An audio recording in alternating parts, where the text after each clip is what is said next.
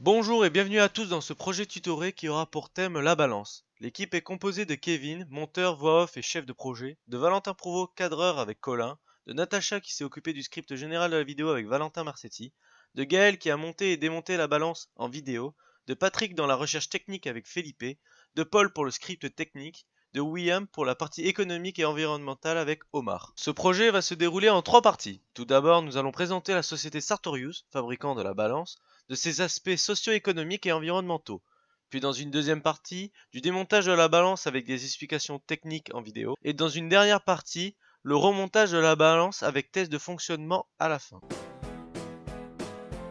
Tout d'abord, la société Sartorius est une entreprise française créée en 1870 avec à sa tête Joachim Kreuzberg, possédant son siège social à Aubagne en France. Cette entreprise possède un chiffre d'affaires de 544 millions d'euros en 2012. C'est une entreprise innovante qui excelle sur le plan stratégique et économique, qui cherche toujours à créer des produits de plus en plus performants, ce qui l'amène à la réussite économique sur le long terme. Dans la partie socio-économique, c'est une balance pour peintres utilisée dans les laboratoires. Cette dernière a évolué du modèle PMC à PMA, dont le fonctionnement, l'équipement et l'application ont été développés et améliorés. La balance vaut 2500 euros. Le prix élevé résulte de la bonne qualité et de la précision parfaite de la balance. La nouvelle version PMA améliorée de la PMC comporte un grand écran amélioré de 14 segments qui fournit une qualité de lecture exceptionnelle pour visualiser les valeurs de poids. L'afficheur rétroéclairé est orientable afin d'être adapté facilement à votre angle de vue et ainsi garantir une lecture optimale même en cas de conditions d'éclairage défavorables. En effet, elle possède également un système de calibrage. Afin d'effectuer la mesure la plus juste, vous devez être parallèle à la Terre. Pour ce faire, la balance est équipée d'un système de calibrage sur les deux côtés, qui sont des molettes, pour la faire monter ou descendre d'un côté ou d'un autre. Elle est munie également d'une bulle d'air pour aider le réglage avec les molettes. La balance sera calibrée lorsque la bulle d'air sera au milieu du cercle comme ceci. Pour éviter une mauvaise utilisation de la balance, elle est munie d'inscriptions permettant d'en apprendre plus sur elle. Sur le boîtier d'affichage, le poids max y est affiché avec une valeur de 7,2 kg maximum. Au-dessus de cette masse, la balance est incapable de mesurer la masse. Elle est munie également d'un minimum aussi, qui est de 5 grammes. Il y a écrit aussi la résolution qui est de 0,1 g. Comme on peut le voir sur l'affichage, la balance donne une valeur au dixième près. On y voit aussi le bouton allumer et éteindre de la balance en haut à gauche. Du bouton tard au milieu qui permet de mesurer une masse en initialisant la balance pour qu'elle soit à 0,0 g pile pour améliorer la qualité de la mesure. Et d'un bouton à droite qui permet de relancer la mesure de masse si nous avons besoin de la recommencer. Et donc la nouvelle balance PMA se distingue sur le marché par des caractéristiques suivantes.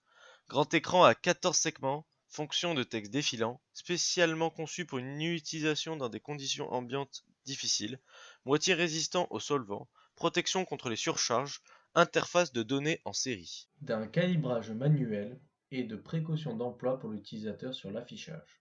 Dans la partie environnementale, et on voit cela à travers le fait que beaucoup de soi-disant déchets au cours des processus de fabrication sont en fait des matières premières secondaires précieuses qui peuvent être recyclées. Par exemple, la valeur énergétique des déchets de plastique, un sous-produit résultant de la production de sacs à usage unique, se rapproche de celle du pétrole brut. En utilisant des systèmes de collecte qui séparent les matériaux en fonction de chaque type, Sartorius favorise une récupération et un recyclage optimal. Chaque fois que cela n'est pas possible ou réalisable, les déchets sont éliminés de manière écologique et en conformité avec les règles et réglementations en vigueur. En outre, Sartorius aide ses clients à choisir des solutions adéquates pour la reprise et le recyclage d'articles, de piles et d'emballages. Pour ce démontage, vous n'aurez besoin que d'un simple tournevis cruciforme. Tout d'abord, la balance est composée d'un socle qui s'enlève quand bon nous semble, comme vous pouvez le constater. Pour commencer, nous allons démonter et dévisser ces 4 vis à l'aide du tournevis cruciforme. Dévissez les vis une à une, retirez les équerres et placez de manière alignée sur le côté pour éviter toute perte de pièces. Vu que ce ne sont pas les seules vis que nous allons enlever, placez de sorte que vous sachiez quelle vis correspond à quel trou sur votre plan de travail. Nous allons ensuite enlever ces 2 vis. Placez-les également de manière à ne pas les perdre.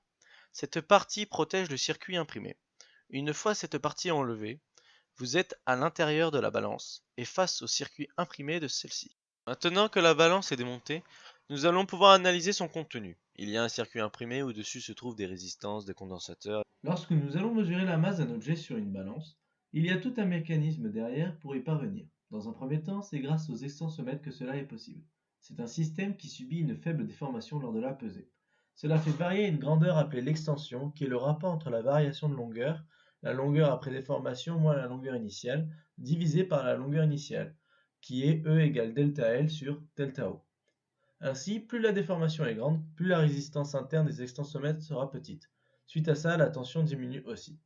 Dans un second temps, la déformation des extensomètres va engendrer un signal de nature électrique.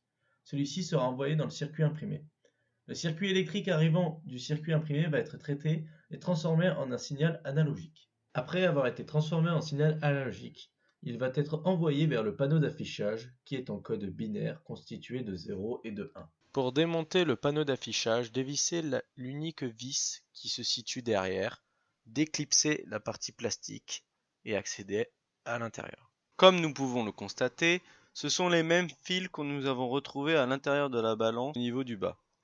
C'est ici que le signal analogique a été envoyé et qui va être transformé en code binaire de 0 à 1. Comme vous pouvez le voir, nous avons placé les vis sur le côté, mais sur deux lignes différentes, une correspondante aux vis de la partie plastique et les autres à remettre sur les équerres. Pour le remontage, placez la partie plastique sur le circuit imprimé et replacez les deux vis comme montré. Revissez-les à fond afin que la pièce tienne correctement et que des erreurs soient évitées. Mettez les équerres dans le bon sens et vissez les 4 vis manquantes dans les trous correspondants. Ceci étant fait, il ne manque plus qu'à replacer le couvercle délicatement sur la balance. Nous allons passer tout de suite au remontage de la partie arrière de l'affichage. Pour la remonter, il suffit juste de remettre la plaque dans le bon sens et la clipser correctement, puis visser l'unique vis à fond. Maintenant que la balance est remontée avec la partie affichage et pesée, nous allons tester pour voir si elle fonctionne. On l'allume, l'écran s'allume et affiche 0 g, car rien n'est dessus. Nous allons faire un test en mesurant la masse du tournevis que nous avons utilisé. Elle mesure 17,6 g, elle est donc opérationnelle et fonctionnelle.